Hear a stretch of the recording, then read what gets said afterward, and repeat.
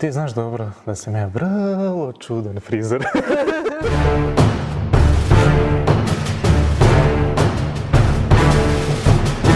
Znači, po kakvom vremenu smo krenuli za Novi Sad, ovo je kataklizma. Ali dobro, imamo prilično jak razlog. Razlog je jedan čovek. Šalim se. Ali jeste jedan čovek, verovatno najbolji frizer u Srbiji, Mario Hvala. I trenutno sprema nešto za Guinnessa. E sad, idemo da vidimo kako je ta frizura.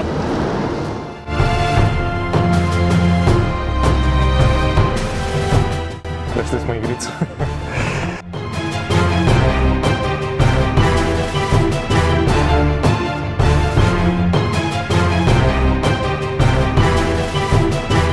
Ja do posljednjeg momenta nisam znao šta će biti, zato što je frizura je toliko tehnički zahtevna, ne mogu ti opisati do koji smo pojedinosti sitnica morali da to sve naštimamo, da bi to bilo, da bi stajala frizura od 14 kg.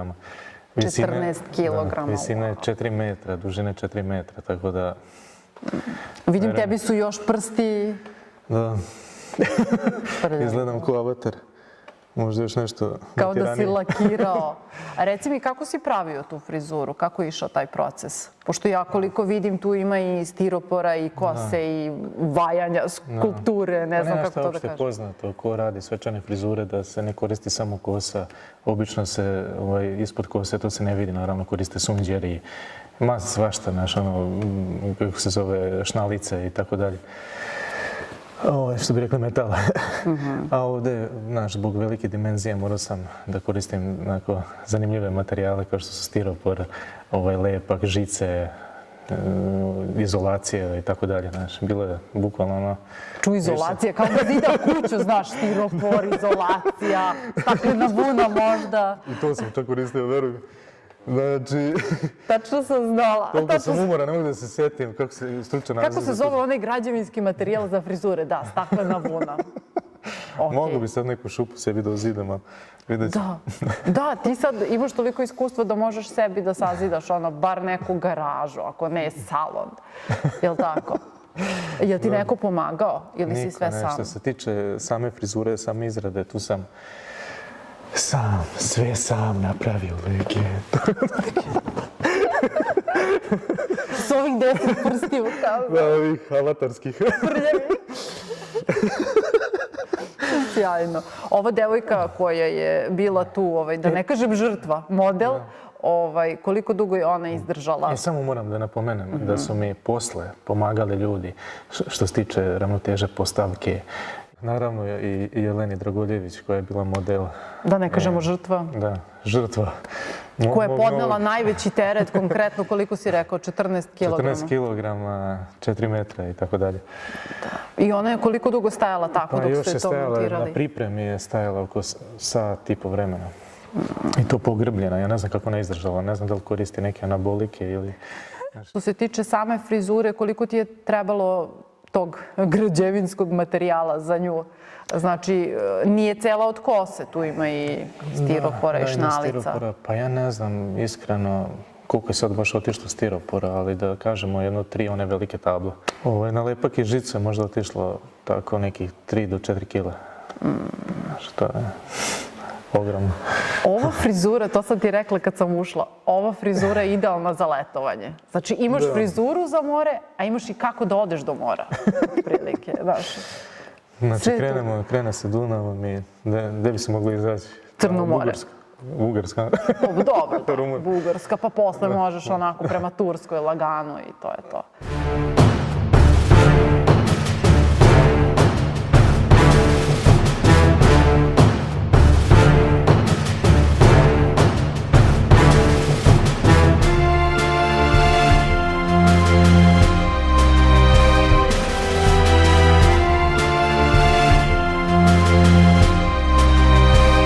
Šta je bio tvoj glavni motiv da pokušaš da napraviš ovo čudo na glavi?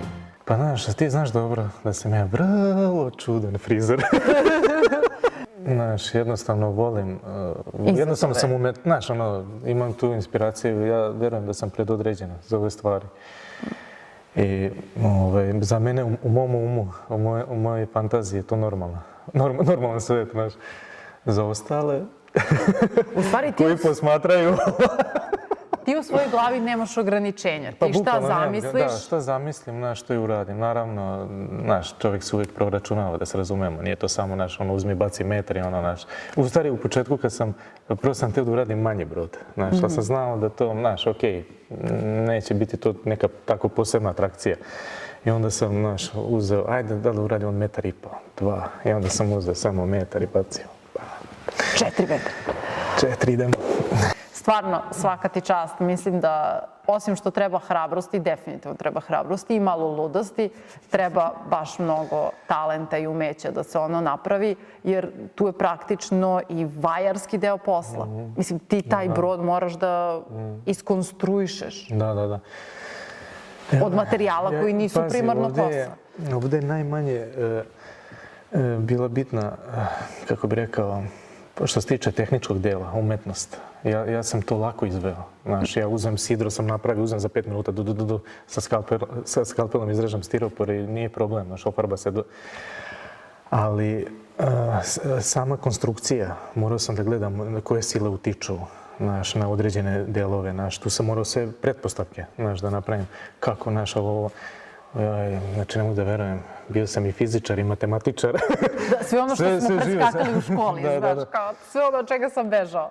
Bukvalno. Kako će to sve, da slučajno ne pukne na sredini, na špicu, iza, da se brod ne nakrivi. I u jednom momentu se krivila, pošto je najteži deo bio je kod kabine.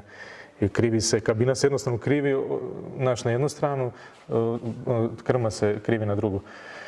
Tako da, bilo je, znaš, ono svega i ono što je najbitnije je ta ravnoteža, znaš. Moram da napomenem da bez pomagala frizura je bila, mogli smo da držimo 15 sekundi, što je sasvim odličan rekord. I sad, da li je ovo za Guinnessa?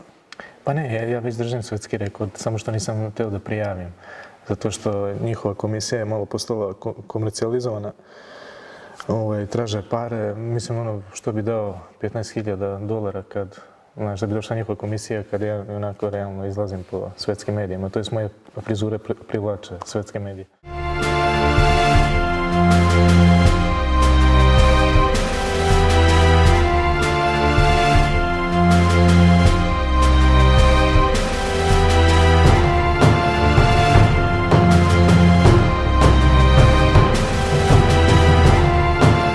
Mislim da si ti zapravo ovde poznatiji po hair tattoo, odnosno tetovažama od kose. To je, ko ne zna, pričali smo o tome pre par godina kada sam te prvi put snimala. To je oblikovanje kose maltene žiletom i ti si to doveo do savršenstva, do tog nivoa da ti na potiljku muškarca uglavnom, jer oni imaju kraću kosu uglavnom, možeš da nacrtaš lik i Novaka Đokovića i Radiše Trajkovića, Đanija i Putina i Mesija i Kim Jong-una. Da, s njim smo prvi put izašli. Ne znam koga sam propustila, ali mislim da sam nabrojala većinu. Radio sam i Mr. Beana i Trumpa. Jeste, da, i Trumpa. Ima, Merkelovu. To je bio show. Čak su dolazili, znam, mnogi svetski mediji u Novi Sad zbog tebe, ekskluzivno da bi snimali sa tobom i to kako ti praviš frizuru. Da. Ko je dolazio sve? Pa došla je nemačka televizija, državna televizija CDF, došli su iz Rusije. Baš kad je Putin dolazio, došli su kod mene, Đoković i Kusturice. I onda tako isto bilo zanimljivo naše. Ali nekako mi se čini da ti najviše voliš da radiš intervjue sa mnom, bez obzira na te svetske medije, je li tako? Marija je Marija. Marija Tanasković. 20 godina si ti u ovom poslu i sad me zanima šta je sledeće? Šta imaš ti neostvareno u ovom poslu? Imaš svoj salon, ušao si, svi svetski mediji su pisali o tebi, ušao si tako reći u knjigu Guinnessovu, ko hoće da prizna, hoće, ko neće, nema veze, pa realno. Što je sledeće? Pa ne znam da li otkrivam. Legenda. Moram. Ne, želja mi je da uradim novu frizuru. To će biti možda čak i 2 do 3 skulpture koje će imati od 7 do 9 metara. legenda, mora. Pa dobro, da, šta ćeš drugo nego da ideš na nešto još veće i još luđe. Pošto volim da moji intervjui budu i korisni za gledaoce, bar neku korisnu informaciju da čuju za svakodnevni život, koji je tvoj savjet ljudima, konkretno ženama, kako da prepoznaju lošeg frizera? Šta kad vide kad uđu u frizerski salon ili kod frizera, konkretno da beže odatle? Šta je onako kao loše? Po čemu se prepoznaje da je neko loš frizer? Pa ne znam, nešto je, jednostavno, ja sam toliko dobar da ne znam šta je loše. Šalim. Ne, nešto je... Ili obično prekasno kad ti shvatiš da je neko loš frizer. Mislim, mi kao... Nije, pa nešto je, sve zavisi kako, dobro, prvo mušterija mora biti normalna, znaš, i ako je sad došla sa idejom da uradi, ne znam, sve zavisi modni paž, na primjer. Na primjer, modni paž želi da su je prednji delovi sekcije kod amfasa dugi ispod brade 3 cm, znaš, da ima određeni pad, oblik profila, znaš. I jednostavno, ako to ne dobije, znaš, ako ti je skratio do brade, ako ti je, znaš, ako nije jednako, ako je jedna strana duža. Zavisi da li želiš asimetriju ili ne, znaš, ako ne želiš, naravno, ako, znaš, to jednostavno vidiš, znaš, vidiš da nisi dobila ono što si očekivala. To znači da je vreme da se spakuješ i da hvataš paljbu. Pa, pitam te zbog toga što i u mom poslu, na kraju krajeva, kao i u tvom, ima mnogo ljudi koji su priučeni, a koji se, kako da kažem, deklarišu, na primjer, kao frizeri i kod kojih idu možda neke poznate ličnosti, pa su oni zbog toga na glasu kao super frizeri, a u stvari i nisu. Mislim, razumeš? Evo, pazi, jedan frizer mi je jednom rekao, naše Marija, uplatio sam neki kurs ili ne znam šta je, akademiju, ne znam, treba nešto u Beogradu, tamo nešto da nauči. I ja sam mu rekao ovako, slušaj, jesi ti već to platio? Kaže on, jesam. Super! Ajmo mi da uđemo na Instagram, da vidimo kakve frizure rade. I onda smo otvorili i pokazao sam mu prvu fotografiju frizura. Kad je on video, joj, gde sam pare bacio? Da mi neko spomene, znaš za onaj salon ili znaš za ovo, okej, znaš, uđi na Instagram da vidimo kako radi. Nije mi bitno, znaš, da li ima 15 prstenja, da li je stetoviran, šešir, znaš kako frizeri to znaju. Znaš, nabuđe sve, a na kraju ono što je najbitnije ne dobiješ, a to je frizura.